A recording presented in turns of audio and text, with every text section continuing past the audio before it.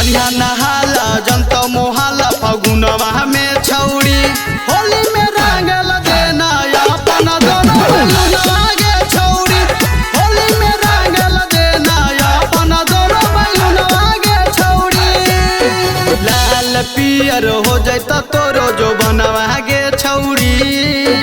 लाल पियर हो जाता तोरो जो बनवा गे छौड़ी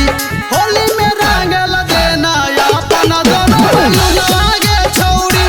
होली में रंगल देना अपन दोनों बैलुनवा गे छौड़ी।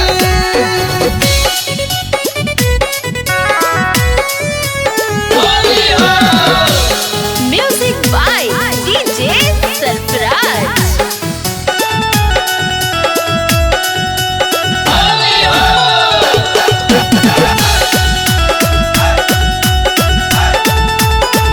करे न माना तोर हियौला भर गे रंगले बिना छौड़ी जइबो न घर गे अगला साल चल जइमी पीवा के घर गे तोरा बिना कैसे होतो सवेर गे करे न माना तोर हियौला भर गे रंगले बिना छौड़ी जइबो न घर गे अगला साल चल जइमी पीवा के घर गे तोरा बिना कैसे होतो सवेर गे बालाटी में गोरी के रंगा दो गुनवा गे छौड़ी बालाटी में गोरी के रंगा दो गुनवा गे छौड़ी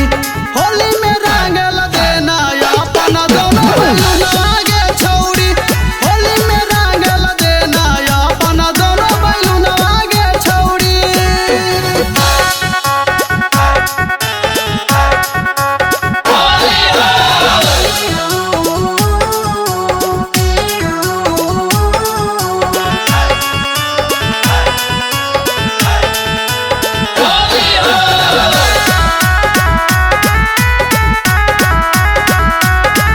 मरे करीलाल शैलेश के सुनो ही गाना राइटर नीरज से करो ही बहाना डॉक्टर संदीप से लगा लेना सुइया हर फागुन खिलल रात तो रुइया